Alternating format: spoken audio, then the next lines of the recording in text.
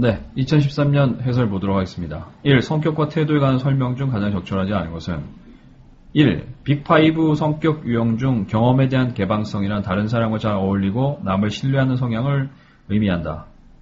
틀렸죠? 개방성이 아니라 이제 친화성이죠. 개방성은 이제 새로운 거를 잘 받아들이는 그런 성향을 의미하고, 그 다음에 여기 나와 있는 건 다른 사람과 잘 어울리고 남을 신뢰하는 성향은 친화성이라고 하는 거죠. 이외에도 이제 빅5에는 외향성, 그 다음에 친화성, 성실성, 그 다음에 정서적 안정성, 개방성 이렇게 5개로 구성되죠. 이 5개는 이제 다 알아두셔야 되는 거죠. 그리고 개념도 알아두셔야 되고요. 그 다음에 이 MBTI에서는 개인이 정보를 수집하는 방식과 판단하는 방식에 근거하여 성격 유형을 분석하고 성격 유형에 적합한 직업을 제시하고 있다. 그렇죠?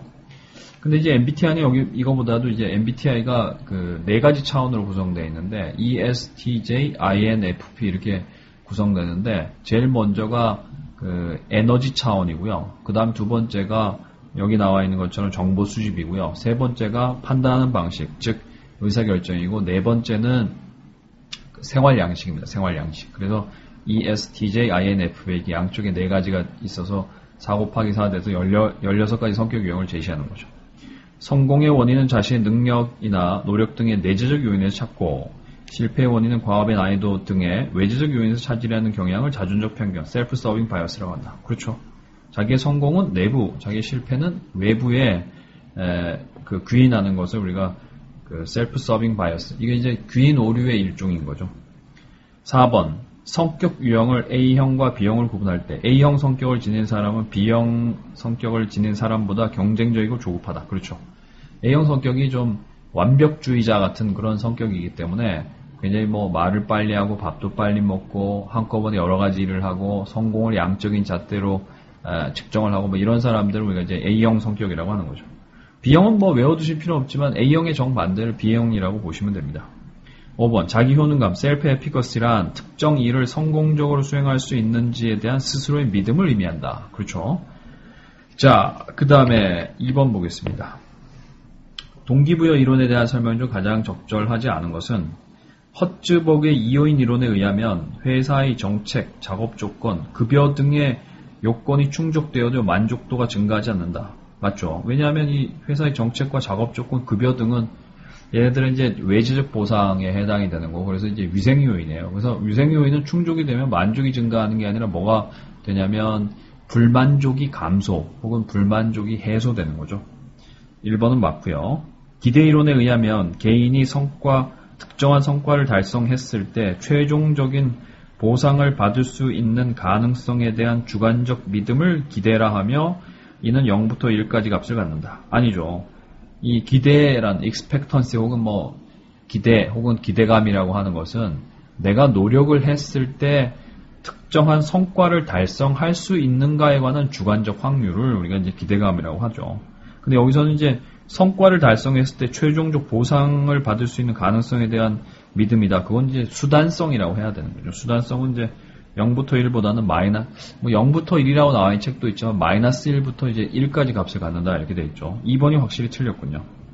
공정성 이론에 의하면 과다 보상을 받았다고 인식할 경우에도 비교 대상이 되는 사람을 변경하거나 다른 사람의 투입과 산출을 다르게 해석하려고 노력할 수 있다. 그렇죠. 공정성 이론에서 보통 이제 설명을 할 때 과소보상인 사람을 보통 설명을 하는데 과다보상인 사람도 자기가 이제 투입과 산출의 비율을 다른 사람과 비교했을 때 자기가 비율이 높기 때문에 굉장히 부담스러워요. 그래서 이제 뭐 정상적으로 하면 자기가 그 투입을 늘려서 일을 더 많이 해서 그걸 이제 이퀄 관계로, 이퀄티로 맞춰가면 되는데 뭐 그런 것들이 좀 싫은 거죠. 일을 더 하고 그러니까 이제 만만한 사람으로 비교를 하거나 아니면 뭐 그 산출에 대해서 조금 그거나 뭐 내가 조금 더 받을 뿐이지 이렇게 인지적 왜곡을 하거나 뭐 그렇게 할 수가 있는 거죠. 그 다음에 4번 헤크만과 올드햄의 직무 특성 이론에 의하면 직무의 자율성이 0의 값을 가지면 잠재적 동기 지수는 0의 값을 가진다. 이건 뭐 맞죠. MPS라는 거 Motivating Potential Score 계산하는 공식을 제가 강조했었는데 3분의 기술 다양성, 과업 정체성, 과업 중요성 그거를 다 더해서 3으로 나눈 다음에 나머지 자율성과 피드백은 이제 그냥 곱해주기 때문에 그래서 이제 그 공식만 보면 자율성과 피드백이 그 동기부여에서 굉장히 중요하다는 걸 알 수가 있죠. 왜냐하면 기술 다양성, 과학 정체성, 과학 중요성이 아무리 높아도 그 자율성과 피드백 둘 중에 하나만 0값을 가지면 바로 0값을 갖기 때문에 NPS가 그래서 이제 여기서 보면 자율성이 0이니까 NPS는 뭐 그냥 생각할 여지도 없이 0이 되는 거죠. 목표 설정 이론에 의하면 목표의 특성과 종류뿐만 아니라 상황적 요인에 따라서도 성과가 달라질 수 있다. 그렇죠. 일단 목표는 굉장히 스페시픽하면서 디피컬트하게 좀 세워놓고요. 그 다음에 이제 목표를 정하는 의사결정에 종업원을 참여시키고 하면 동기부여가 되는데 그 과정에서 이제 상황 변수로 예를 들면 그 조건적 보상이라든가 사람들한테 이제 이게 달성을 하면 좀 보상을 주겠다라는 조건적 보상이라든가 그 다음에 피드백, 자주자주 피드백 해주고 성과에 대해서 이런 것들이 이제 성과 달성 행위를 더 잘 되게 할 수가 있는 거죠. 그런 것들이 상황 요인이죠. 그래서 맞는 거죠. 자, 그 다음에 3번 보겠습니다. 리더십이네요. 리더십 이론에 관한 설명 중 가장 적절한 것은 허쉬와 블랜차드는 리더와 부하의 관계가 나쁠수록 엄격하게 감독하고 관리하는 지시형 리더십이 적절하다고 보았다. 이거는 뭐 우리가 고려사항이 안 돼요. 왜냐하면 허쉬와 블랜차드 이론에서는 리더와 부하의 관계라는 그 상황 변수는 없어요. 리더와 부하의 그 관계라는 상황 변수는 피들러에만 있는 거죠. 그러니까 이거는 말이 안 되죠. 지시형 리더십은 이제 언제 써야 되냐면 허쉬와 블랜차드 있어요. 언제 써야 되냐면 이제 부하 중에 성수도가 제일 낮은 R1에서 써야 되는 거죠. 리더 구성원 교환 관계 이론, LMX 이론 또는 수직상 관계 이론, Vertical Dyad Linkage Theory, VDL이죠. 의하면 리더와 부하가 내 집단의 관계일 때 상사와 부하는 공식적 범위 내에서만 관계를 유지하는 경향이 있다. 이게 틀린 거죠. 우리가 이제 외 집단 관계일 때는 굉장히 공식적이고 이런 표면적인 관계고 내 집단 관계는 굉장히 좀 긴밀한 관계이기 때문에 그래서 이 LMX 이론이 다른 그 리더십 이론들은 전부 다 초점이 뭐냐면 리더 자체의 초점이지만 이 LMX 이론의 초점은 뭐냐면 리더와 부하의 관계에 초점이라는 거. 그게 이제 그 다른 이론들과 굉장히 큰 차이점이죠. 그래서 이제 그 관계가 내 집단 아니면 효과가 좋고 외 집단 아니면 효과가 안 좋다는 그런 이론이죠. 2번도 틀렸죠. 3번 블레이크와 머튼의 관리 격자 모델, 매니저럴 그리드 모델에서는 상황의 특성과 관계없이 생산과 인간 모두의 높은 관심을 가지는 팀형을 이상적인 리더십 스타일로 정의하고 있다. 그렇죠. 3번이 정답이죠. 피들러의 리더십 상황 모형에 의하면 상황이 리더에게 매우 호의적이거나 매우 비호의적인 경우에는 LPC 점수가 낮은 관계지향적 리더십 스타일이 적합하다. 여기 이제 뒤가 틀려요. LPC 점수가 낮은 리더십이 맞긴 한데 그게 뭐냐면 LPC 점수가 낮으면 그건 이제 과업지향적 리더십이라고 하는 거죠. 얘네게 LPC라는 설문은 이제 시험에 굉장히 자주 나는데 제가 이걸 그 2012년 해설에서도 다시 한번 말씀드렸다시피 리스트 프리퍼드 코워커라는 설문이 있어요. 그 설문을 딱 보면 당신이 이제껏 함께 일했던 동료 중에 가장 LPC를 머리에 떠올리세요. 제일 짜증나는 사람을 머리에 떠올리세요. 이렇게 하는 거죠. 그래서 그 사람을 이제 좋게 평가하면 점수가 높지만 나쁘게 평가하면 점수가 낮아요. 그러니까 이제 점수가 낮으면 그 짜증나는 사람은 짜증난다고 했기 때문에 이건 과업지향적 리더십이죠. 반면에 이제 짜증은 나지만 사람은 괜찮지 이렇게 표현하면 그 사람은 이제 관계지향적 리더가 되는 거죠. 그래서 4번은 이제 뒷부분이 틀린 거죠. 관계지향적 리더십이 아니라 과업지향적으로 해야 되고요. 거래적 리더십 스타일을 지닌 리더는 부하의 역할과 목표를 명확하게 제시하고 부하 개개인의 욕구에 관심을 가지며 부하들을 지속적으로 격려하는 행동을 한다. 이거는 뭐 거래적 리더십이 아니라 변혁적 리더십이다. 변혁적 리더십은 이제 부하들이 목표를 향해 갈 수 있도록 비전을 제시를 하고 개개인의 욕구, 개별적 배려를 하고 지적 자극을 주고 그다음에 뭐 카리스마가 있으면 더 좋고 뭐 그런 리더십이 이제 우리가 변혁적 리더십이죠. 거래적 리더십은 아니죠. 네. 그 다음에 4번 보겠습니다. 의사결정 이론에 대한 설명 중 가장 적절한 것은 사이몬은 의사결정자들이 능력, 시간, 정보의 한계로 최적의 대안보다는 만족스러운 수준에서 의사결정을 하는 경제적 합리성 모델을 제시했다. 사이먼은 뭐 만족스러운 수준에서 의사결정을 하는 건 맞는데 그거는 이제 경제적 합리성 모델이 아니라 이건 경제적 합리성 모형은 이제 합리적 의사결정 모형인데요. 그거가 아니라 제한된 합리성 모형이죠. Bounded Rationality 모형이죠. 그래서 1번은 그 뒷부분이 틀렸고요. 집단 사고는 집단 의사결정이 개인 의사결정에 비해서 긍정적인 게 아니라 부정적 효과가 더 크다는 걸 의미하는 거죠. 집단 사고라는 것은 이제 집단 의사결정 시에 우리가 이제 의사결정을 할 때는 굉장히 여러 가지 대안이 도출이 돼야 돼요. 그런 다음에 이제 그 대안을 집단 토론을 통해서 장단점을 파악한 다음에 이제 그 투표를 해서 여러 가지 대안 중에 하나를 선택을 해야 좋은 의사결정을 할 수 있는데 이게 집단 사고는 이제 집단 내에 응집력이 너무 강해서 이게 뭐 다른 사람하고는 다른 대안을 얘기를 하면 그 의견을 얘기하면 이제 집단의 화합을 깨는 분위기인 것 같아서 그래서 이제 여러 가지 그 대안의 모색을 저해하는 경향을 집단 사고라고 하죠. 그래서 집단 사고가 일어나면 대안이 뭐 한두 개만 나온 상태에서 거기서 이제 골라지니까 안 좋은 의사결정이 될 확률이 높으니까 그거를 우리가 이제 집단 사고라고 하고 이건 이제 집단 의사결정의 문제점이죠. 그러니까 긍정적 효과가 아니라 부정적 효과죠. 3번 집단 내 응집력이 강하고 리더가 민주적인 경우에 집단 사고 발생할 가능성이 더 커진다. 민주적이 아니라 이제 비민주적 응집력이 강하고 비민주적일수록 집단 사고가 발생할 가능성이 더 커지는 거죠. 브레인스토밍 기법은 창의적인 대안을 도출하기 위하여 개인이 자유롭게 의견을 제시하고 다른 사람의 의견에 대해서 자유롭게 비판할 수 있다. 비판은 안 되죠. 이 브레인스토밍의 그 스토밍의 규칙이 있는데 뭐 예를 들면 이제 표현 권장, 자기가 자유롭게 이제 의견 제시, 표현 권장. 그 다음에 이제 두 번째는 뭐냐면 평가 지연이에요. 다른 사람을 지금 평가하는 게 아니라 이제 모아놓고 나중에 걸르면 되니까 평가는 안 하는 거예요. 평가 안 하고. 그 다음에 이제 질보다는 아이디어 양으로 승부를 걸고요. 그 다음에 이제 피기백 아이디어. 남의 아이디어에다가 이제 거기다가 이거를 뭐 더하면 더 좋겠다 이렇게 해서 이제 그 확대하는 거는 이제 굉장히 바람직한 거죠. 그 다음에 4번도 틀렸고요. 5번. 불음과 예트는 의사결정 과정에서 문제의 구조화 정도, 의사결정 사항에 대한 부하들의 수용 가능성, 리더가 가진 정보의 양에 따라 부하의 참여도가 달라져야 한다고 주장하였다. 5번이 맞는 거죠.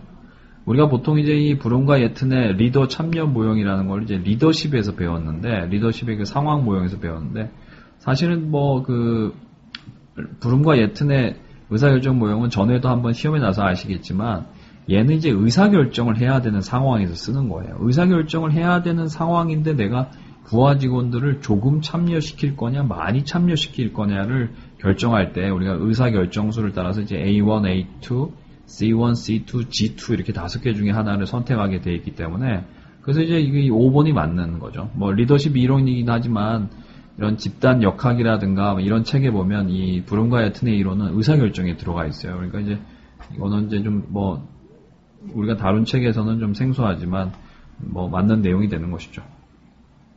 5번이 정답이고요. 그 다음에 그 1, 2, 3, 4가 이게 이제 그 조직행동에서 나왔네요. 조직행동에서 4문제가 나왔네요. 올해는. 그 다음에 이제 직무관리 볼까요? 여기는 이제 인적자원관리죠. 적절한 것은 헤크만과 올드햄의 직무특성 이론에 의하면 핵심 직무 특성에는 영어로 볼까요? 스킬 버라이어티, 태스크 아이덴티티, 태스크 시그니피컨스, 오토노미, 그 다음 뭐냐면 피드백이죠. 피드백. 성장 욕구는 그 핵심 직무 특성이 아니라 걔는 이제 조절 변수죠. 조절 변수. 근데 생뚱맞게 조절 변수 거기 나와 있으니까 이제 1번 틀린 거고요. 헤크만과 올드햄의 직무 특성 이론에 의하면 과업 중요성이 높은 직무를 수행할수록 직무에 대한 책임감을 많이 느끼게 된다. 아니죠. 책임감을 이제 많이 느끼려면 어떻게 되냐면 자율성이 높아야 되는 거죠. 자율성. 과업 중요성이 높은 직무에서 우리는 뭘 느끼냐? 의미감을 느끼는 거죠. 의미감. 2번 틀렸고. 직무 충실화는 재량권과 책임은 변화시키지 않고 수행하는 작업의 종류만 증가시키는 직무 재설계 방법이다. 그것은 우리가 직무 충실화가 아니라 직무 확대죠. 잡 인라지먼트죠. 요소 비교법은 기준 직무를 선정하고 평가하려는 직무의 평가 요소를 기준 직무의 평가 요소와 비교하여 직무 평가하는 방법이다. 그러네요. 4번이 정답이네요. 그러니까 이제 우리가 그 직무 평가 기법에는 서열법, 분류법, 점수법, 요소 비교법 이렇게 있는데 그 요소 비교법에서는 이게 제일 핵심 단어가 이게 기준 직무입니다. 영어로 이제 key job이라고 하는데, 기준 직무를 선정을 하고 그 기준 직무하고 이제 평가하려는 직무를 비교해서 그래서 이제 직무 평가하는 걸 요소 비교법이라고 하는 거죠. 그래서 그 요소 비교법 평가를 하면 이제 우리가 뭐가 나오냐면 그 금액이 나옵니다. 금액이. 이 직무는 얼마짜리다 이렇게 해서 나오는 거죠. 서열법은 직무의 수가 많을 때가 아니라 이제 적을 때 쓰는 거죠. 적을 때 시간과 비용을 절약하기 위해 도입하는 직무 평가 방법이다. 이렇게 많을 때가 아니라 적을 때입니다. 6번 평가 관리. 이 평가 관리는 이제 보통 인적 자원 관리에서 평가가 두 개가 있는데 하나는 이제 직무를 평가하는 거고 하나는 사람을 평가하는 건데 보통 뭐 평가 관리, 뭐 인사고과, 뭐 성과 평가 이렇게 하면 사람을 평가하는 걸 의미하는 거죠. 적절하지 않은 거 봅시다. 목표 이행 관리 혹은 목표 관리에서는 평가자와 피평가자가 협의를 통하여 목표를 설정하고 설정된 목표와 실적을 비교하여 평가한다. 그렇죠. 이건 이제 결과를 평가하는 방법이죠. 동일한 피평가자에 대해 여러 사람이 평가하여도 일관성이 있는 평가 결과가 나올 때 평가의 신뢰성이 높다고 한다. 그렇죠. 우리가 이제 이 일관성, 평가의 그 신뢰성이라는 게 뭐냐면 제가 그 토익 시험을 통해서 이게 그 설명을 드렸죠. 어떤 사람이 토익 시험을 뭐 여러 번 자주 보았을 때 영어 실력이 일정하면 점수가 일정하게 나오는 그 점수가 일관되게 나오는 거를 우리가 이제 신뢰성이라고 했는데 여기 보면 동일한 사람은 똑같은데 여러 사람이 이제 다른 사람이 평가한다고 해서 점수가 다르게 나오면 안 되잖아요. 그렇죠. 그래서 이게 일관성 있는 평가 나오면 평가의 신뢰성이 높다 이렇게 할 수 있는 거죠. 근데 그 신뢰성이 제일 낮은 평가 방법이 그게 뭐냐면 이제 뭐 그 선발에서는 면접이라든가 뭐 이런 것들이 이제 그 신뢰성이 낮죠. 그 다음에요.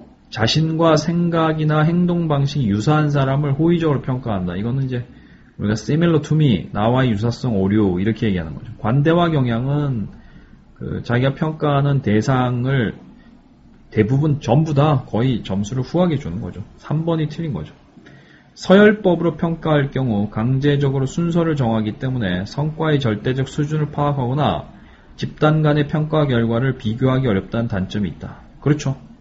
서열법은 이제 평가 대상을 순서 줄 세우는 거기 때문에 이런 뭐 그 사람이 이제 어느 정도 수준인지를 파악하기가 어렵고요. 그 다음에 이제 이거를 집단 간의 평가 결과를 비교할 수가 없는 거죠. 예를 들면 이런 거예요. 예를 들면 이제 반을 예를 들면 뭐 전교생이 100명인데 A반에는 1등부터 50등까지를 A반에 넣고 B는 이제 51번부터 100번까지를 B반에 놔뒀어요. 그러면 이제 A반 1등하고 B반 1등하고 점수를 똑같이 주면은 그거는 이제 문제가 있는 거죠. 뭐 그런 게 이제 비교가 안 된다는 거죠. 그 다음에 인적 평정센터법. 이게 이제 그 올해 시험에 2013년에 처음으로 등장한 건데 보통 이제 휴먼을 빼고 어세스먼트 센터라고 합니다. 어세스먼트 센터.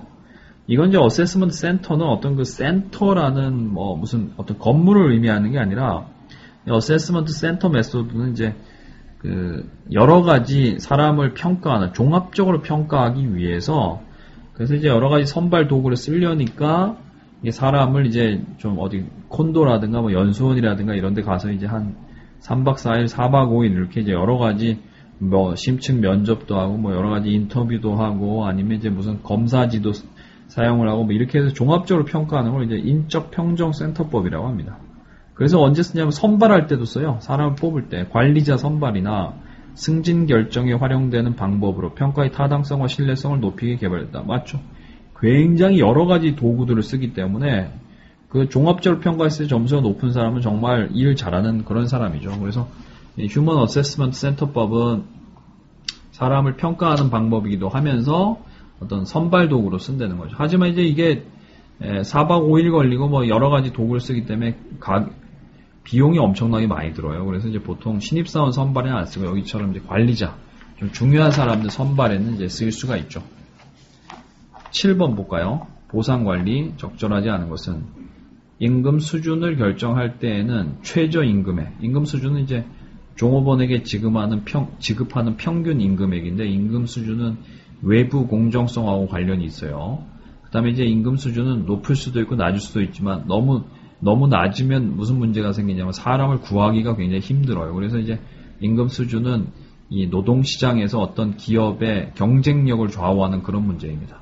여러분 회계사 되셨는데 이제 굉장히 낮은 임금을 주는 회계법인에는 사람들이 안 가려고 하고 간다고 하더라도 이제 빨리 나오려고 하기 때문에 그래서 이제 굉장히 그 사람들을 일하게 하기 만들기 힘든 거죠. 어쨌든 그 임금 수준도 좀 약간 경쟁력이 있어야 되는데 이거를 결정할 때는 최저 임금액, 임금의 최저액, 그 다음에 이제 경쟁 기업의 임금 수준, 종업원의 생계비, 손익분기점 뭐 이런 것들을 이제 종합적으로 고려를 해서 예를 들면 이제 많이 주고 싶은데 손익분기점도 아직 못 넘은 회사가 많이 줄 수는 없잖아요. 그 다음에 너무 조금 주면 어떻게 됩니까? 사람이 안 오는데 이제 뭐 생계가 안 될 정도로 주면 안 되기 때문에 그래서 보통 상한선은 기업의 이제 그 지불 능력인데 그건 이제 손익분기점이 결정하고요. 하한선은 이제 종업원의 생계비이고요. 평균은 이제 경쟁 기업의 임금 수준 고려를 해야 되는 거죠. 최저 임금액도 이제 국가에 정해주는 거기 때문에 이제 그거 이상은 줘야 되니까 그건 이제 좀 하한선과 관련이 있는 거죠. 2번, 우리나라의 법정 복리후생은 건강보험, 산업재해 보상보험, 고용보험, 국민연금 등이 포함되는데, 그렇죠. 이게 4대 보험입니다. 국민건강보험과 고용보험은 전액을 회사에서 지원해야 된다. 이게 틀린 거죠. 국민건강보험하고, 우리가 이제 직장 다니시는 분들은 국민건강보험하고, 그 다음에, 여기 있는 국민연금 이런 것들은 회사에서 이제 전액이 아니라 반액을 대주고요. 고용보험도 회사에서 반액을 대줍니다. 반액을 대주고요. 그 다음에 이제 실업급여 부분에 대해서는, 실업급여 부분은 이제 그것은 반이고요. 뭐 자기가 받아야 되고 뭐 이런 것들은 이제 직접 내야 되는 거죠. 어쨌든 건강보험은 회사에서 이제 반액을 내야 됩니다. 반액을. 자, 전액이 아니죠. 3번, 직능급을 적용할 경우 동일한 직무를 수행하더라도 임금액이 달라질 수 있다. 그렇죠. 왜냐하면 직능급은 스킬 베이스드 페이니까 똑같은 직무를 하더라도 사람이 스킬이 높은 사람이 하면 돈을 더 주는 거고요. 스킬이 낮은 사람이 하면 돈을 조금 주는 거죠. 오래 근무할수록 능력과 성과가 향상될 경우에는 연공급이 적합하며, 그러네요. 노력과 성과의 관계가 명확할 때는 성과급이 적합하다. 그렇죠. 직무급 도입을 위해서는 직무 수행을 위한 필요한 숙련의 정도, 책임의 정도, 작업 조건 등을 평가할 필요가 있다. 그렇죠. 일단 직무급을 하려면 그 직무 분석을 해야 되고요. 그 직무 분석의 결과로 해서 직무 평가도 해놓고 해야 되는 거죠. 8번 볼까요? 이게 인사조직에, 그러니까 올해는 그 인적자원관리에서 세 문제가 났군요. 조직 행동에서 4문제가 나고, 그 다음에, 여기 있는 인적 자원과의 3문제, 그 다음에 이제 8번에는 이제 전략 경영하고 경영 조직하고 두 개를 이제 조직이 일어나고 섞어서 이제 문제를 냈네요. 가장 적절한 것은 포터의 가치사슬 모형에 의하면 마케팅, 재무관리, 생산관리, 인적 자원관리는 본원적 활동에 포함된다. 그 본원적 활동에 들어가는 거는 이제 뭐 마케팅은 사실 뭐 그게 영업인은 아니니까 이제 생산관리는 들어가요. 제조니까 들어가지만 마케팅, 재무관리, 인적자원관리는 이제 그건 지원활동이죠. 본원적 활동이 아니라. BCG 사업 포트폴리오 매트릭스에서는 시장의 성장률과 절대적 시장 점유율이다. 절대적인 게 아니라 이건 뭐 시험에 자주 났던 거죠. 상대적 시장 점유율이죠. 2번도 틀렸고요. 제조업체에서 부품의 안정적 확보를 위해 부품 회사를 인수하는 경우 전방 통합에 해당되며 제품 판매를 위해 유통회사를 인수하는 경우에는 후방 통합에 해당된다. 반대죠. 네. 그 제조업체에서 부품회사 인수하면 후방 통합이고요. 유통회사 인수하면 그건 전방 통합이죠. 기준은 뭐냐? 제가 이제 뭐 그 소비자를 보고 서 있을 때 이 소비자 쪽으로 가는 쪽이면 전방이고요. 그 반대쪽이면 후방이죠. 3번도 틀렸죠. 기계적 조직은 유기적 조직에 비하여 집구나 정도가 강하고 공식화도 강하다. 4번이 맞죠. 보통 우리가 기계적 조직의 특징은 전문화, 집고나 공식화가 전부 다 고고고고, 유기적 조직은 그게 다 저 이렇게 되기 때문에, 그래서 이건 뭐 굉장히 쉬운 문제죠. 4번은 답은 골라내기 쉽죠. 대량 생산 기술을 적용할 때에는 유기적 조직이 적합하며, 이게 우드워드 연구예요.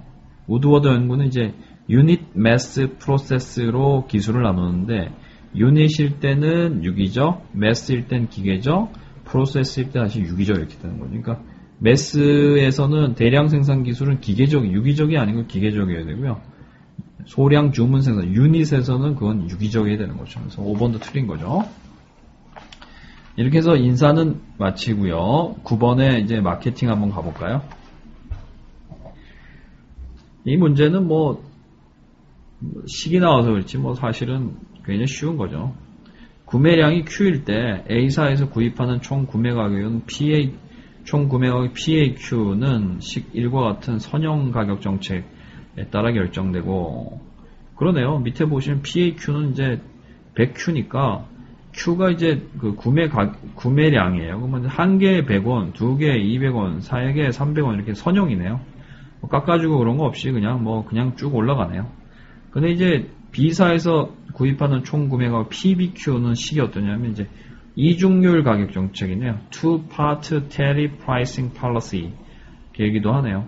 Two-part pricing이라고 하죠, 보통. 이중률 가격 책정이 뭐냐면 하나도 안 사도 일단 기본이 800원이에요. 기본이 800하고 그 다음에 이제 개당 20원씩 올라가는 거죠.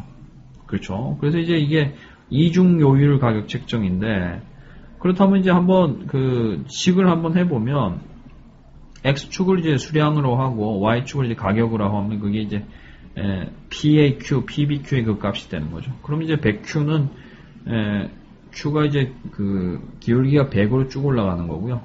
800 플러스 20Q는 이제 800을 Y절편으로 해서 기울기가 이제 20Q로 올라가는 거죠. 그래서 그 두 개를 이제 연립방정식 놓고 풀면 Q가 만나는 점이 어디냐면 10개예요, 10개. 10개를 기준으로 해서 밑에 이제 그림 보시면 아시겠지만 10개보다 작을 때는 100Q, 그게 이제 더 저렴하고요. 10개 이상이 되면 800 플러스 20Q가 이제 그게 더 저렴합니다. 그렇죠?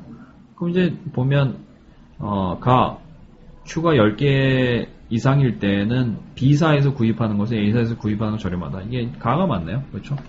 자동으로 그러니까 나는 틀린 거고요. 그 다음에 다 보시면 A사에서 구입하면 구매량에 관계없이 평균 단가는 동일하다. 그렇죠? 개당 100원으로 동일하죠.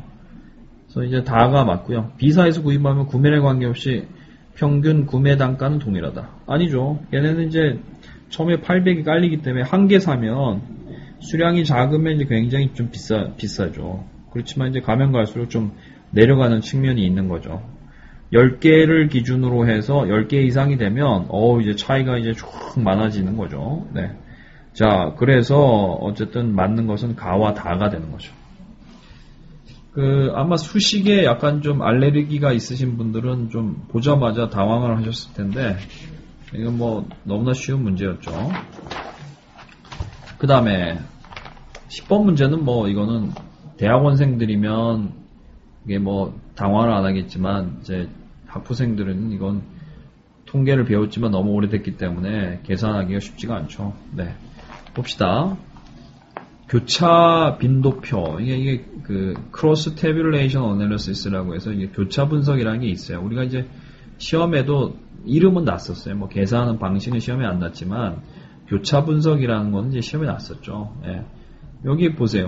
우리가 그 마케팅 조사론 마케팅 조사 거기에서 이제 배우는데 설문조사를 했어요. 남자, 여자가 있고 이제 통신 서비스 A, B가 있는데 우리가 뭐 설문조사를 하면 이제 남자가 1, 여자를 뭐 2로 이렇게 코딩을 하겠죠. 그러니까 이건 뭐냐면 명목척도죠. 명목척도. 그 다음에 이제 통신 서비스 A, B도 역시 명목척도죠. 이렇게 해서 뭐 명목척도나 서열척도 같은 경우에는 이 설문한 거를 가지고 이제 뭐 X축을 통신 서비스로 하고 Y축을 성별로 해서 크로스 태뷸레이션을 해라. 이렇게 하면 이제 이런 표를 쫙 만들어내죠. 어쨌든 설문에 응한 사람은 총 200명이고요. 남자 100명, 여자 100명, 그 다음에 통신 서비스 이동하는 사람도 이제 A 서비스가 100명, B가 100명이에요. 근데 그 안에 이제 세세하게 빈도를 보면, 남자는 이제 A를 이용하는 사람이 45명이고, 통신 서비스 B를 이용하는 사람이 55명이에요. 그다음에 여자는 이제 통신 서비스 A를 이용하는 사람이 55명이고, 통신 서비스 B를 이용하는 사람이 45명이에요. 그러면 뭐, 여기 보시면, 남자는 통신 서비스 B를 이용하는 사람이 더 많고요. 여자는 A를 이용하는 사람이 많아요. 근데 이제 이게 보면 이제 어떤 뭐 모집단이 200명이 전부라고 하면 남자는 B를 많이 쓰고 여자는 A를 많이 쓰네 이렇게 결론을 내릴 수 있지만 이게 보면 이게 샘플일 확률이 굉장히 높죠. 200명이 어떤 이제 모집단의 샘플일 확률이 높아요. 그럼 이제 이걸 보면 이게 우리가 이제 정상적인 건지 아니면 샘플을 좀 남자는 B를 많이 쓰는 사람은 우리가 일부러 골랐고 여자는 이제 A를 많이 쓰는 사람을 골라서 이런 결과가 유도되는 게 아니라는 걸 이제 통계적으로 증명을 해야 되는 거죠. 그래서 이제 통계가 필요한 거죠. 그래서 어쨌든 이제 일단 카이-스퀘어 값을 구해봐야 돼요. 카이-스퀘어 값이라는 게 이제 여기서 뭐냐면 이 남자와 여자 간의 이제 통신 서비스에 있어서 이게 뭔가 차이가 있는지를 우리가 이제 구해보는 거죠. 그래서 이제 어떻게 하냐? 이거는 이제 다음번에 시험에 나시면 만약에 뭐 똑같이는 안 나겠지만 뭐 나면 그냥 이제 공식을 외워뒀다고 하셔야 되는 거죠. 일단 기대 빈도를 한번 계산을 해봐야 돼. 기대 빈도는 이제 어떻게 하냐면 전체 200명분의 이제 남자가 전체 100명이고 그 다음에 이제 A 통신 서비스 이용자가 100명이에요. 그래서 실제로 거기에 보시면 남자가 A 통신 서비스 이용자 45명인데 거기 보면 오른쪽 끝에 남자 총계는 100명이고 통신 서비스 A를 사용하는 사람이 100명이니까 200분의 100 곱하기 100 해서 이제 기대 빈도를 뽑아내는 거예요. 그래서 뭐 기대되는 건 50인데 실제로는 45죠. 전부 다 50, 50이에요. 왜냐면 다 끝이 100, 100, 100, 100 다 똑같고 200이니까 200 곱하기 다 100 곱하기 100 되니까 그래서 이제 기대 빈도는 50이에요. 그럼 이제 기대 빈도하고 관찰 빈도의 차이를 해보면 밑에 표에서 보면 이제 관찰 빈도는 45, 55, 45, 55에다가 기대 빈도 50을 빼면 마이너스 5 플러스 5, 마이너스 5 플러스 5 이렇게 되죠. 그럼 이제 그냥 더해버리면 마이너스와 플러스가 더해져서 이제 이게 0이 돼버려요. 그래서 어떻게 하냐? 차이를 알 수가 없기 때문에 이 마이너스를 없애야 되는데 이제 없애는 값에는 방법에는 이제 절대값을 붙이는 게 있고 제곱을 하는 방법이 있는데 여기서 이제 제곱을 선택을 했어요. 그래서 다 제곱을 하니까 똑같이 25, 25, 25가 되는 거죠. 그래서 이제 그거를 다 더하면 100이겠죠. 그렇죠? 그거 100을 뭘로 나누냐면 이제 200으로 나누는 거죠. 100을 이제 기대 빈도로 나누는 거죠. 기대 빈도. 그래서 이제 기대 빈도 2가 얼마나 50이기 때문에 그래서 그 100을 50으로 나누니까 이제 카이-스퀘어 값이 2가 나오는 거죠. 그렇죠. 그럼 이제 이게 무슨 얘기냐면 카이-스퀘어 값이 이제 크다는 얘기는 무슨 얘기일까요? 기대 빈도보다 이 관찰 빈도와 기대 빈도의 차이가 이제 크다는 걸 의미하니까 그러니까 이제 카이-스퀘어 값이 크면 클수록 이 남자와 여자 간에는 통신 서비스 이용에 있어서 차이가 이게 있다라는 걸 이제 알 수가 있고요. 만약에 카이-스퀘어 값이 이제 작다고 하면 그러면 이제 이게 별로 의미가 없을 수가 있는 거죠. 물론 이제 뭐 카이-스퀘어 값이 통계적으로 의미가 있는지는 이제 차후 문제지만 어쨌든 카이-스퀘어 값을 구해보면 이게 남녀 간의 통신 서비스에 있어서 이제 차이가 있는지 없는지로 이제 검증할 수 있는 그런 이제 통계 수치가 되는 게 바로 이제 카이-스퀘어가 되겠습니다. 그래서 구하는 방법은 굉장히 간단한데 어쨌든 카이-스퀘어라는 값이 이런 표를 가지고 이제 이 남녀 집단 간의 통신 서비스 이용의 차이가 있는지 없는지를 밝히기 위한 그런 통계량이다 이렇게 알아두시면 되겠죠. 그래서 그 값을 구하면 이제 카이-스퀘어 값은 2이기 때문에 정답은 2번이 되는 거죠. 자, 그 다음에 10번 봅시다. 프로스펙트 이론에 대한 설명 중 적절한 것은 이건 뭐 답이 1번인데요. 카너먼과 트버스키에 정립된 이론이다. 맞죠? 둘 다 유태인이고 한 명은 이제 수학자고 한 명은 이제 심리학자죠. 네. 1번이 정답이고요. 손실 영역의 가치함수와 가치함수 기울기와 이득 영역의 가치함수 기울기는 동일하다. 아니죠. 네. 이 손실 영역의 가치함수 기울기가 훨씬 더 가파릅니다. 네. 그 다음에 이득 영역에서는 오목한 가치함수를 가정하고 손실 영역에서는 선형 가치함수다. 이게 오목한지 볼록한지 표현은 좀 하지만 어쨌든 생겨먹은 걸 보면 이득 영역에서는 오목한 거 많고 손실 영역에서는 이제 반대죠. 생긴 게. 선형은 절대 아니에요. 선형은 이제 직선이라는 걸 의미하는데 선형은 절대 아니죠. 네. 그 다음에 소비자에게 혜택을 분리하여 제시할 때보다 합쳐서 제시할 때 소비자는 큰 가치를 누린다. 아니죠. 소비자의 혜택은 분리해서 제시하는 게 훨씬 더 좋고요. 그 다음에 밑에 있는 5번에 보면 이제 소비자에게 손실을 분리하여 제시할 때보다 소비자가 할 때 소비자가 느끼는 가치와 소비자의 손실을 합쳐 제시할 때 느끼는 가치는 차이가 없다. 아니죠. 손실은 이제 합쳐서 제시하는 게 훨씬 좋고요. 그 다음에 이제 이득은 따로따로 제시하는 게 훨씬 더 좋아요. 이게 왜 그러냐면, 이 기울기가 이제 이 중거점 근처가 가파르고 저 끝으로 가면 갈수록 그러면 어떻게 되냐면 이제 좀 완만해져요. 그렇기 때문에 그럼 이제 어떻게 하면 되느냐? 그 이득 같은 경우에는 따로따로 분리해서 하나씩 할 때에 예를 들면 이제 한꺼번에 더하면 100인데 하나가 30이에요. 그럼 이제 30의 값, 30에 해당되는 값은 뭐 예를 들면 50이라고 하면 100에 해당되는 값이 50밖에는 안 돼요. 그러면 이제 세 개를 따로따로 해서 이제 뭐 30씩 이렇게 하면 우리가 이제 50 하면 150이 되는데 한꺼번에 해서 100을 할 경우에는 그게 이제 값이 작기 때문에 그 혜택은 분리하는 게 좋고요. 그 다음에 이제 손실은 그것도 역시 기울기가 더 가파르기 때문에 이제 그 중거점 근처에 이런 손실이 있어요. 하나가 마이너스 50인데 그럼 이제 하나하나 따로 해서 하면 마이너스 50 3개, 그러니까 150인데 합치면 저 끝에 가서는 좀 완만해지는데 합치면 100이에요.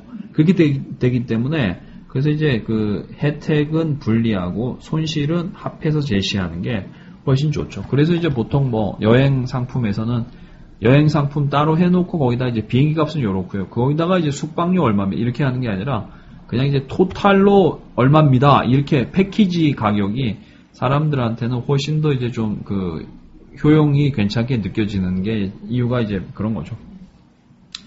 그 다음에요, 12번. 이게 약간 좀 사시 스타일의 문제예요. 우리는 그동안에 이제 적절한 항목으로 구성된 보기는 뭐냐 이렇게 했지만 적절한 항목은 모두 몇 개이냐 이렇게 되면 이제 옳고 그름을 전부 다 알아야 할 수가 있기 때문에 좀 이거는 그거보다는 상대적으로 어렵죠. 볼까요? 정교화 가능성 모델에 따르면 소비자 정보 처리 경로는 중심 경로와 중간 주변이다. 아니죠. 중심과 주변 경로죠. 고관여 소비자는 중심 경로를 통해서 정보를 처리하고 저관여 소비자는 주변 경로를 통해서 처리한다는 게 ELM, Elaboration Likelihood 모델이죠. PC바인 모델은 다속성 태도 모형이다. 이게 맞죠? PC바인 모델은 다속성 태도 모형이죠. Multi-Attribute Attitude 모형이죠. 태도는 관찰될 수 있으나 일관적이지 않고 학습되지 않는다. 아니죠. 이건 이제 일관되고 학습도 되는 게 태도죠. PC바인 모델의 오체항은 정규분포를 따른다. 우리가 뭐 PC바인 모델을 아시겠지만 AO는 시그마 i가 n부터 bi, ei이기 때문에 여기 플러스 뒤에 이제 뭐 오차항이 아예 없어요. 없으니까 뭐 정규분포를 따른다는 건 말이 안 되는 거죠. 그래서 정답은 1번이 되는 거죠. 1번. 그 다음에요. 13번. 유통 시스템 A에서는 제조업체 A와 소매상 6개가 존재하며 모든 제조업체는 모든 소매상과 거래를 한다. 반면에 유통 시스템 B에서는 제조업체 3개와 도매상이 가운데 하나 끼어 있네요. 소매상 6개가 존재한다. 뭐 어쨌든 이렇게 됐을 때 유통 시스템 A에서 가능한 모든 거래의 수에서 유통 시스템 B에서 가능한 모든 거래의 수를 뺀 값을 X라고 할 때 X에 관한 다음 설명 중 가장 적절한 것은 결국은 뭐 이거죠. 뭐 유통 시스템 A에서는 제조업체와 소매상이 같이 거래를 하니까 이제 3 곱하기 6 해서 18개 그 거래가 나오고요. 근데 이제 B에서는 도매상이 하나 끼어있기 때문에 3 더하기 6 하면 되는 거죠. 그래서 이제 18개에다가 9를 빼면 이제 값이 9가 되는 거죠. 그러니까 9가 있는 거는 뭐 5번이죠. 8보다 큰 게 X값은 8보다 크다 이렇게 나오는 거죠. 그래서 결국은 뭐 이 문제는 제가 수업 시간에 자주 말씀드렸지만 중간상이라는 게 어떤 그 접촉 횟수를 굉장히 좋게 만드는데 곱하기를 더하기로 만드는 뭐 그런 효과가 있는 게 바로 이제 중간상이라는 거죠. 그래서 중간상이 그래서 이제 없어지지 않고 존재하는 거죠. 14번. 마케팅에 관련한 다음 설명 중 적절한 항목은 모두 몇 개인가? 역시 뭐 비슷한 스타일의 문제네요. 자기 상품에 대한 수요를 감소시키기 위해 활동하는 것을 교차 판매라고 한다. 아니죠. 이건 디마케팅. 우리가 보통 마케팅은 이제 자사의 제품을 더 널리 판매하기 위한 활동인데 디마케팅은 이제 자기 회사 제품에 대한 수요를 오히려 이제 감소시키는 거를 디마케팅, 한전, 자기네 회사 전기를 이제 아껴 쓰라고 하는 거죠. 이런 걸 디마케팅이라고 합니다. 반면에 여기 문제 나와 있는 교차 판매는 시험에도 이제 한번 났었는데, 자기 회사의 고객에게, 자기 회사가 이 붙잡아 놓은 고객에게 다른 제품도 판매하는 걸 우리가 교차 판매라고 하죠. 교차 판매. 표본 추출 과정에서는 표본 프레임을 결정한 후에 모집단을 설정한다. 반대죠. 모집단을 먼저, 이 모집단 설정이 표본 추출 과정이 제일 처음입니다. 모집단을 정하고 그 다음에 이제 표본 프레임을 정해야 되는 거죠. 난 틀렸고요. 가도 틀렸네요. 효과적인 시장 세분화를 위해 세분 시장이 갖춰야 할 요건 중에 하나는 세분 시장의 규모가 최대한 작아야 된다. 아니죠. 규모 적정성이라는 게 있죠. 규모가 이제 적정해야죠. 작으면 안 되죠. 돈이 안 되니까. S자의 광고 판매 반응 함수에서 광고비를 증가시킬 때마다 판매량은 감소한다. 아니죠. 예. 이 S자형하고 오목 증가형이 있는데, 오목 증가형은 이제 광고비를 증가시킨 판매량이 이제 쭉 같이 증가하는 거고요. S자형은 이제 가만히 있다가 이 스레시홀드 레벨을 지나면 이제 확 증가하는 거죠. 감소하는 건 절대 아니죠. 그러니까 맞는 것은 0개. 15번도 역시 이제 이거 통계 문제죠. 통계량 계산하는 건데요. 이게 이제 분산 분석이라는 게 있어요. 여기 보면 이 문제에 보면 이제 매장이 A, B, C래요. 매장이 3개예요. 보통 이제 매장이 우리가 뭐 이런 게 있어요.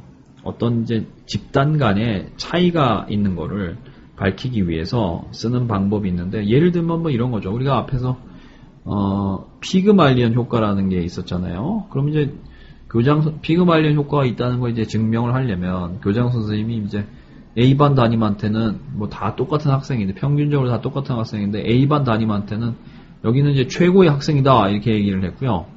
B반에는 그냥 아무 얘기도 안 했고요. C반에는 최악의 학생이라고 얘기를 했어요. 그럼 이제 나중에 시험을 보고 나서 이 세 집단 간에 중간고사, 뭐 기말고사 성적의 차이가 있는지를 우리가 통계적으로 이제 확인을 해야 되는데, 이때 이제 집단이 2개이면 우리가 이제 뭐 T-테스트 같은 거를 이제 할 수가 있지만, 집단이 3개가 되면 T-테스트가 안 돼요. 그래서 어떻게 해야 되냐면 이제 이걸 분산 분석이라고 해서 ANOVA, Analysis of Variance라고 해서 이제 이 분산 분석이라는 걸 해야 돼요. 그래서 여기 보면 이제 매장이 3개가 있는데 이 매장 3개가 판매량의 차이가 있는지를 통계적으로 검증하려고, 그래서 우리가 이제 분산 분석을 돌렸어요. 돌리고 나면 이제 이 SPS에 돌리고 나면 이제 아래 같은 이제 이 표가 나옵니다. 표가 나오는데 이제 거기서 이제 F 값을 계산을 해주는데, 여기서는 지금 F 값을 이제 요 표만 해놓고 F 값 계산을 안 하고 F 값을 이제 계산하라고 한 거죠. 그럼 F 값을 이제 한번 계산할 때 봅시다. 여기 보면 그 표를 이제 제가 확장을 해놨어요. 집단 간 제곱의 합이 900이고 집단 내 제곱의 합이 3000이고요. 총합은 3900인데, 그럼 이제 집단이 3개니까 이게 이 자유도를 구할 때는 집단에다가 마이너스 1을 빼줘요. 그러니까 이제 자유도가 2가 되고요. 그 다음에 이 집단 내의 자유도는 너무 크니까 여기서 이제 문제 줬어요. 집단 내 별량의 자유도는 120이라고 주어졌어요. 그럼 이제 자유도로 나눠줘야 돼요. 제곱의 합을. 그러니까 900 나누기 2 하니까 450이고요. 그 다음에 이제 집단 내 자유도를 3000에다 120 하니까 25네요. 그래서 이거를 이제 그 450분에 25 하니까 어떻게 했냐면 이제 F 값은 18이 되는 거죠. 18. 그렇죠? 그래서 F 값은 이제 답이 5번인데, 이제 F 값이 크다는 얘기는 집단 내 분석보다 집단 간의 분산이 굉장히 F 값이 이제 크면 클수록 이걸 뭘 의미하는 거냐면 집단 간의 차이가 크다는 걸 이제 의미를 하는 거죠. 그래서 F 값이 이제 굉장히 커야 되겠죠. 네. 그래서 F 값이라는 것은 이제 집단 간 차이 검증할 때 쓰는 거다 이렇게 보시면 되겠습니다. 자, 그 다음에요.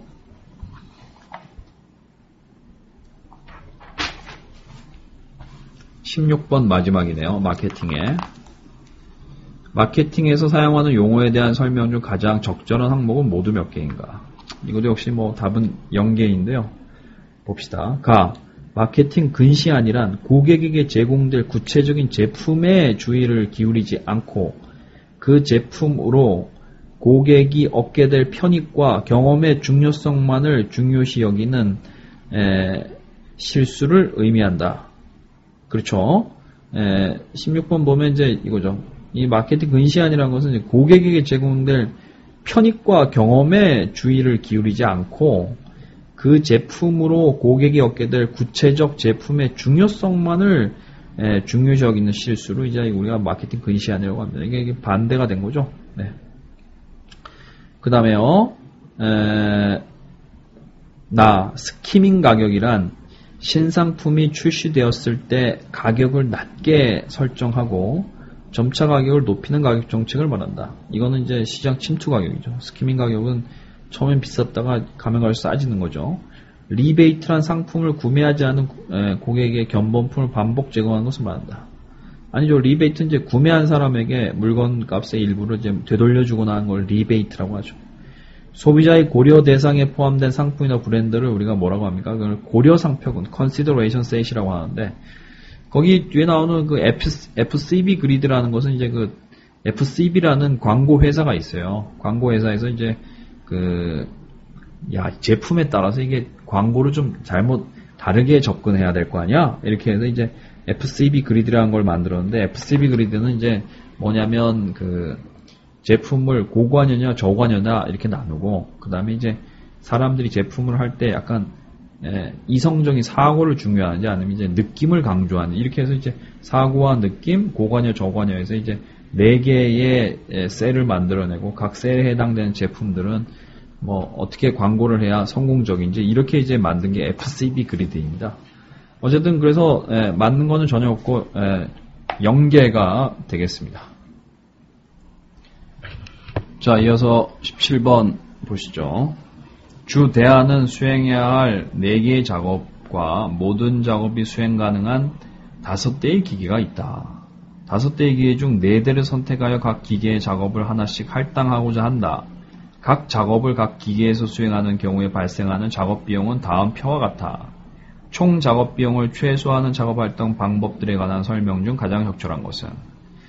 이 문제가 이제 처음 등장한 그 할당 문제라는 것이죠. 이게 할당 문제인데 이제 뭘 할당하냐면 이제 작업이 4개인데 기계는 이제 5개예요. 근데 5개의 기계가 전부 다 이제 만능 기계라 작업은 어디에다 할당이 돼도 됩니다. 근데 이제 고무적인 건 뭐냐면 작업이 4개인데 기계는 5개니까 기계 하나는 이제 놀아도 되는 거예요. 그러니까 이게 좀 좋습니다. 이게 기계가 좀 여유가 있으면 우리가 좀 선택을 하기 편한데, 만약에 이제 작업도 5개고 그 다음에 이제 기계도 5개라고 하면 그게 이제 굉장히 할당하기가 빡빡해요.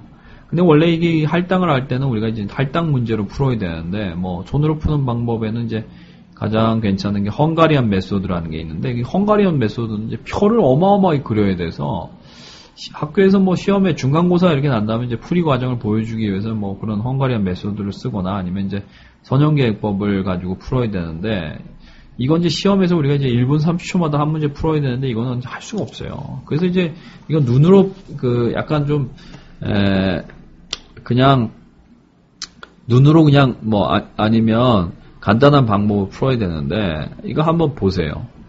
여기 보면 지금 작업이 나와 있고 기계가 있는데, 여기에서 이제 숫자들을 한번 보면 이 2라는 숫자가 이게 제일 적어요. 2가. 뭐 2가 제일 그 다음이고 이제 3도 있고 하는데, 그렇다면 이게 뭘 의미하냐면 4번 작업 같은 거는 어쨌든 작업 비용을 최소로 하려고 하니까 4번 작업은 이제 B기계가 맡아지면 제일 좋은 거죠.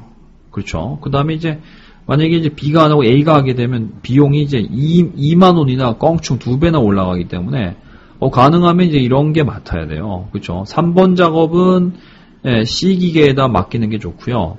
그 다음에 이제 2번 작업은 3에다 맡겨야 돼요. 근데 3 다음에는 바로 5니까 이제 2만원 꽁충 뛰고요.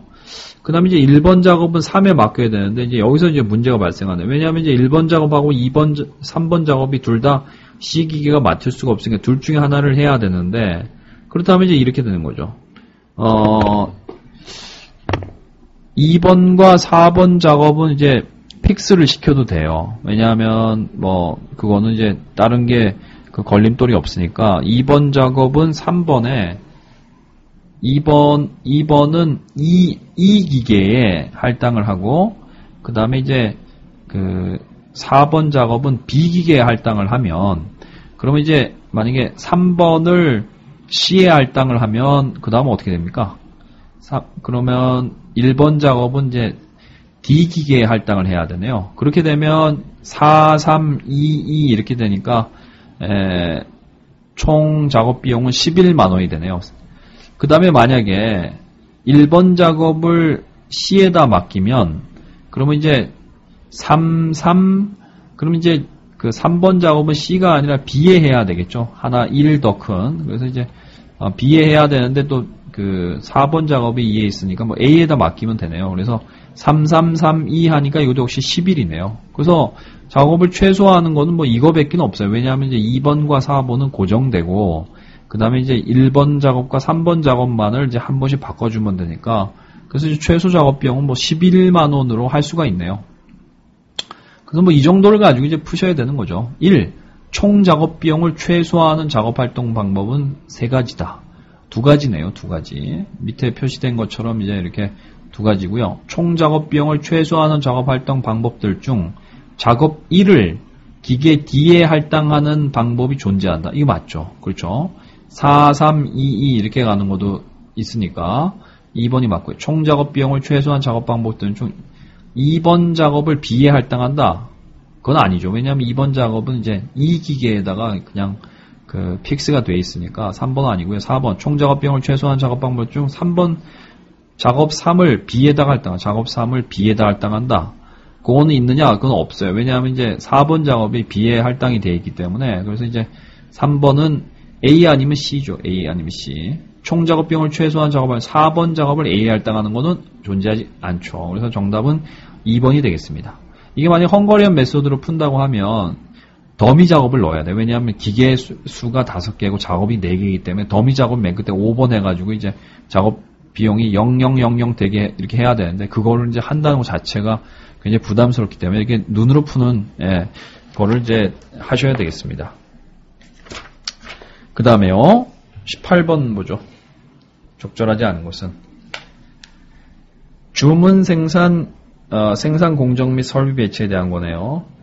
Make to order 공정에서는 납기 관리에 비해 수요 예측이 더 중요한 반면 계획 생산 공정에서는 수요 예측에 비해 납기 관리가 더 중요하다.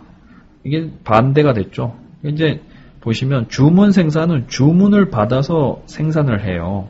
그러니까 이제 여기는 수요 예측이 별로 안 중요하고 납기 관리가 그러니까 뭐 여기서는 항상 물건이 재고는 남질 않아요. 왜냐하면 주문을 받아서 생산을 하기 때문에 재고 걱정은 안 해도 되고요. 단지 뭐냐 주문을 얼마나 빨리 갖다 줄 수 있냐 이게 제일 중요하죠. 남기 관리가 중요하고요. 그다음 반면에 이제 make to stock은 주문을 하지 않아도 자기는 미리 재고로 보유하는 전략인데 문제는 뭐냐 너무 많이 그러니까 납기는 걱정을 안 해요. 그런데 중요한 건 뭐냐면 너무 많이 만들어 놓으면 이제 남아 돌기 때문에 그래서 이제 여기는 이제 수요 예측이 중요한 거죠. 그래서 이제 1번이 틀린 거죠. 그 다음에 직렬로 연결된 2개의 공정 사이에 버퍼를 두는 것은 작업 장애 혹은 작업 공전을 방지하는 데 도움이 된다. 그렇죠. 예를 들면 이제 뭐 작업이 있는데 이제 앞에 기계는 굉장히 빠르고 뒤에는 느려요. 그럼 이제 그 앞에는 제공품 재고가 쌓일 거고 뒤에는 너무 느린데 앞이 빨라요. 그러면은 어떻게 됩니까? 그러면 거긴 또 재고가 모자르게 되기 때문에 뭐 이런 좀 버퍼 재고를 좀 쌓아둔다거나 아니면 이제 뭐 다른 사람 도와주는 뭐 이런 걸 하면 작업에 장애가 일어나거나 혹은 작업이 그냥 재고가 없어 놀고 이런 걸 이제 방지하는 데 도움이 된다는 거죠.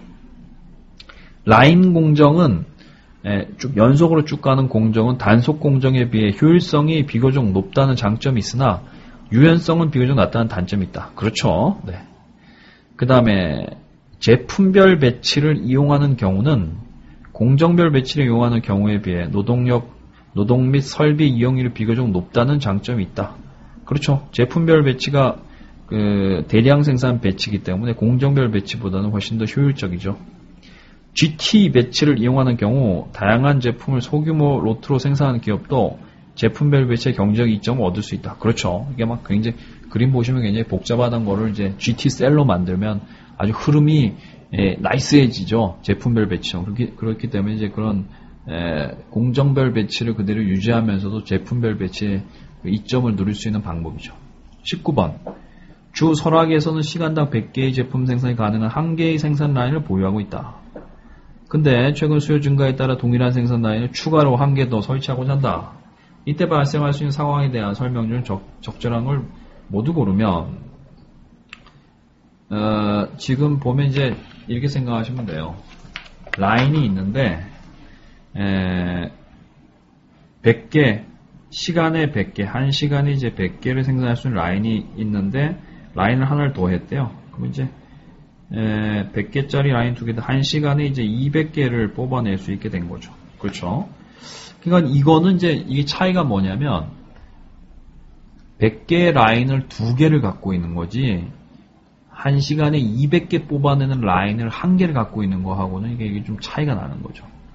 그래서 한번 보시면 회사 전체의 주기 시간은 생산 라인 추가 설치 이전의 절반 수준으로 감소하고 시간당 생산 능력은 2배 수준으로 증가한다. 맞습니까? 회사 전체의 주기 시간. 그러니까 이제 1시간에 200개씩 나오니까 100개 나오다가 200개씩 나오니까 주기 시간은 생산 라인 추가 설치 이전에 절반 수준을 감소하고 시간당 생산 능력은 2배 수준 된다. 맞죠? 그 다음에 회사 내부에 존재하는 제공품 재고는 한 라인에 제공품 재고가 있는 거 똑같은 라인을 깔았으니까 추가 설치 이전에 2배 수준 증가한다. 맞죠? 가와 나는 맞죠?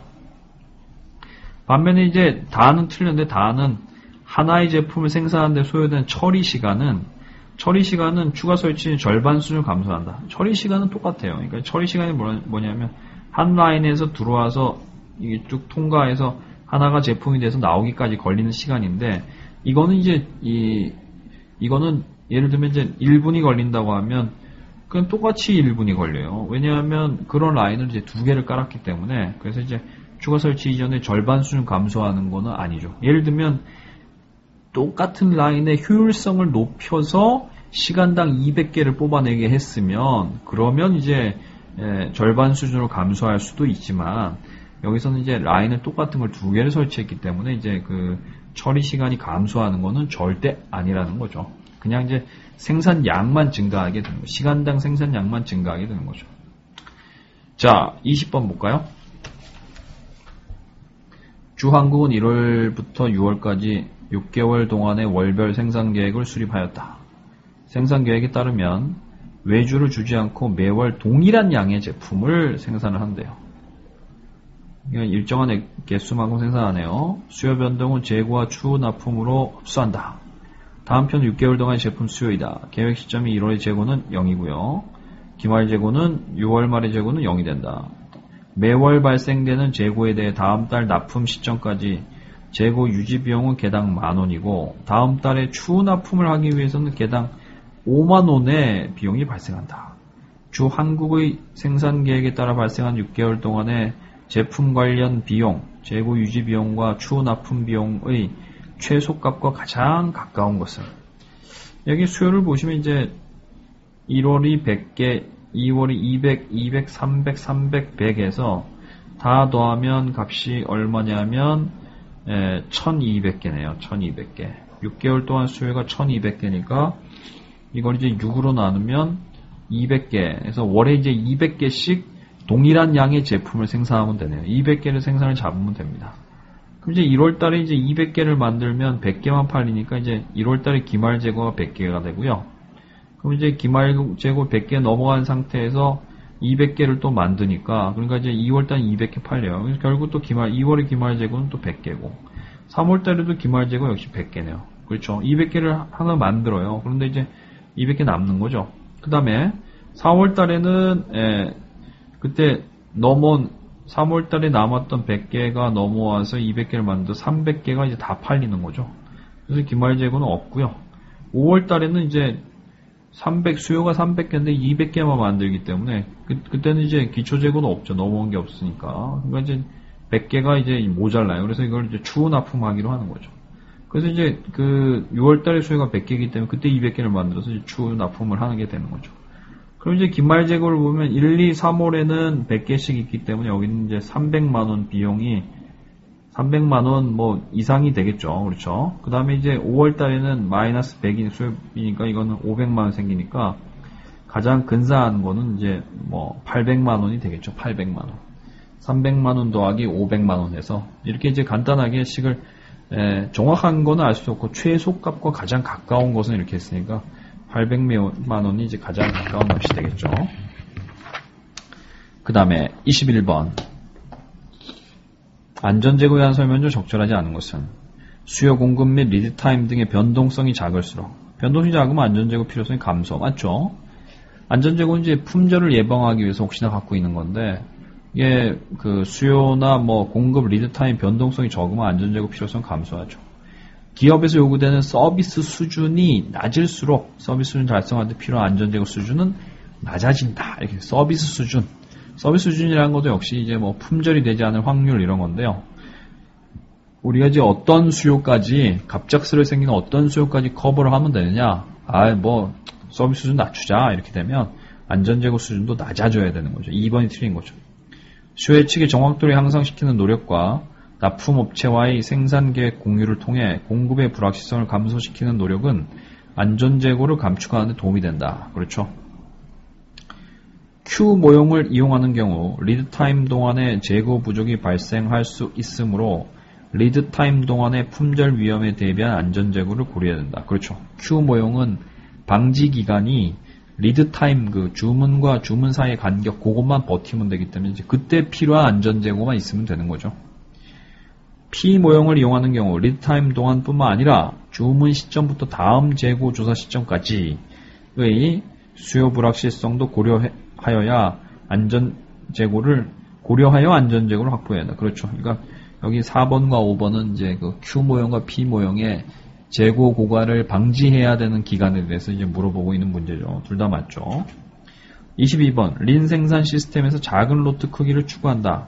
작은 로트가 생산 공정에 미치는 영향이 적절한 항목 모두 고르면 로트 크기를 줄이면 생산 준비 비용이 증가하게 되어 생산 준비 횟수를 줄일 수 있다. 이건 말이 안 되죠. 로트 크기를 줄이면 생산 준비 비용이 증가되고 그 다음에 이제 생산 준비 횟수가 늘어나는데 어쨌든 로트 크기를 줄이면 셋업을 자주 해야 돼요. 그렇기 때문에 이제 셋업에 걸리는 시간이 많거나 비용이 많이 들면 안 돼서 그래서 이제 여기는 논리는 로트 크기를 줄이면 셋업을 자주 해야 되는데 셋업에 들어간 비용이 많으면 작은 로트를 쓸 수가 없기 때문에 셋업 비용을 줄여라 라는 게 그게 이제 셋업 비용을 줄여야 되는 게 이제 린 시스템에서 굉장히 중요한 내용이죠. 가는 틀렸죠. 로트 크기를 줄이면 소규모 주문을 자주 발주하게 되어 생산 계획을 공급업체와 공유하더라도 채취 효과가 증가된다. 아니죠. 공유를 하게 되면 이제 채취 효과는 줄어들게 되는 거죠. 나도 틀렸죠. 로트 크기를 줄이면 주기 재고가 감소하여 재고 유지 비용이 낮아지고 재고 보관을 위한 공간이 줄어들게 된다. 그렇죠. 로트 크기를 줄이면, 즉 생산량을 줄이면, 한 번에 만드는 양을 줄이면 조금씩 주문하면 되니까. 그러니까 이제 이 주기 재고라는 것은 주문량, 보통 주기 재고는 이제 2분의 Q로 계산되는데 그 Q가 뭐냐면 이제 주문량이에요. 그러니까 이제 조금씩 만드니까 이제 조금씩 주문하면 되니까 주기 재고는 감소하고요. 그래서 재고 유지 비용도 감소하고 재고 보관을 위한 공간도 줄어들고 하는 거죠. 로트 크기를 줄이면 공정에서 발생한 품질 문제를 조사하거나 처리하는 시간이 감소하게 된다. 그렇죠. 로트 크기를 줄이면 한 번에 생산되는 로트가 뭐 예를 들면 옛날에 1000개씩 했었는데 이번에 10개씩 만들어요. 그러면 그 특정 로트에서 문제가 생겼다고 하면 그 10개만 검사만 하면 되니까. 그러니까 이제 품질 문제를 조사하거나 처리하는 시간이 감소되죠. 예를 들면 이제 한 로트가 1000개씩 생산한다고 하면 1000개를 다 검사해야 되니까 문제가 심각하겠죠. 23번. 적절하지 않은 것은 X바 관리도는 품질 특성치의 평균과 제품의 규격을 비교하여 공정에 특별한 이상 요인이 발생했는지를 판단하는 데 사용된다. 1번이 틀렸는데 이제 규격과 비교하는 게 아니라 이 관리 상한선, 하한선하고 비교하는 거죠. 1번이 틀렸죠. 식시그마는 품질을 100만 개에 3.4개 수준으로 관리하는 건데요. 굉장히 뭐 높은 품질 수준이죠. 인적 자원, 조직 문화와 관련된 요소도 포함되죠. 서비스 퀄리티에선 서비스를 제공받기 이전에 기대된 수준과 서비스를 제공받은 이후에 지각된 서비스 수준과의 차이를 통해 품질을 측정하는 방법이 활용된다. 그렇죠. 갭 오형이죠. 기대와 실제 사이의 차이를 측정하는 거죠. 품질과 관련된 문제를 발견한 이후 어떤 문제부터 해결해야 할지를 결정할 때 파레토도를 이용할 수 있다. 그렇죠. 그러니까 20대 80의 법칙을 사용하는 건데요. 20%의 분량이 전체 분량의 80% 차지하기 때문에 요 상위 20%를 먼저 우리가 집중해야 되겠다. 이렇게 해서 이제 그리는 게 그게 바로 뭐냐면 파레토도죠. 원인 결과 도표는 식스시그마의 DMAIC 방법론 중에 define, measure, 그 다음에 analyze. 이게 어떤 분량이 측정됐으면 이제 분석하는 단계에서 쓸 수가 있다는 거죠. 문제의 원인 규명. 피시본 다이어그램은 이제 그 품질 문제의 원인이 뭔지를 밝히는 거죠. 그러니까 이제 A 단계에서 사용할 수 있다는 거죠. 맞죠? 마지막 문제네요. 그 퍼트 문제인데요. 다음 표와 같은 활동들로 이루어진 프로젝트를 고려하자. 그 활동들은 추가적인 비용 지출을 통해 정상 완료 시간에서 1일씩 단축이 가능하다. 표에서 정상 완료 시간은 추가적인 비용 지출 없이 각 활동들을 종료하는 데 필요한 시간이고 단축 시간당 비용은 각 활동의 완료 시간을 1일 단축하기 위해 추가적으로 발생되는 비용을 의미한다. 이 프로젝트를 34일 내에 완료하고자 할 때 추가적으로 지출해야 되는 최소 비용은? 그럼 한번 이걸 가지고 이제 네트워크를 그려봐야 되는데 제가 이제 이 기출문제 주변은 그림을 안 그려놨는데요. 그 기본서에 있는데 한번 이거를 그림을 한번 그려서 보시면 스타트를 해서 이제 맨 마지막에 G 활동까지 가는데 보면 그 주경로가 두 개가 있어요. A, B, G가 있고요. A, C, E, G 이렇게 해서 두 가지가 이제 그 경로가 있어요. 근데 이제 이 두 경로 중에 그러니까 주경로가 두 개라는 얘기는 뭐냐면 이게 주경로가 둘 다 이제 완료 시간 35주예요. 그럼 이제 35주에서 여기 문제에서는 34주 만에 이제 끝내려고 한다면 주경로 중에 한 개만 단축하면 될까? 아니면 둘 다 단축해야 될까요? 그래서 이 문제의 핵심은 이제 둘 다 단축한다는 게 이게 핵심인 거죠. 둘 다. 시간을 이제 둘 다 단축해야 되는 게 핵심이고 그렇다면 이제 두 개를 다 단축하는 데 있어서 그럼 보면 이제 A, B, G, A, C, E, G 이렇게 돼 있어요. A, B, G, A, C, E, G 이렇게 돼 있는데 그러면 이제 예를 들면 이제 뭐 A 활동의 단축당 시간 비용을 보면 A 활동은 둘 다 공통의 하나만 하면 되지만 근데 이제 이게 10이네요. 10. 단축 비용이 10이고요. 근데 보면 좀 싼 거가 뭐가 있냐면 C 활동을 단축하는 데는 돈이 얼마 드냐면 4네요. 4 들고요. B 활동 단축에 4네요. 그래서 이제 B 하나 단축, C 하나 단축하면 8이 드네요. 8. 근데 A를 하나를 단축하려면 그거는 10이 들고요. G를 단축하려면 또 9가 드네요. 그렇죠? E 활동은 또 얼마냐? 걔는 또 5가 되네요. 그렇죠? 그럼 이제 조합은 이렇게 되죠. 5 더하기 4 조합이 있고요. 10이 있고요. 9가 있고 그 다음에 4 더하기 4가 있는데 제일 싼 거는 역시 4 더하기 4네요. 그래서 이제 그냥 800만 원이면 800만 원을 들여서 어떻게 하냐면 B 활동을 1일 땡기고 C 활동을 1일 땡기면 우리가 이제 이 프로젝트를 34주 만에 할 수 있다 이런 거죠. 그러니까 결국 이제 이 문제는 그 퍼트 네트워크를 그릴 수가 있고 주경로를 이제 찾는 거를 할 수가 있는지 그리고 이제 그 다음 문제는 그냥 암산 문제니까 굉장히 쉬운 문제죠. 이렇게 해서 우리가 2013년 기출문제 해설을 마치도록 하겠습니다.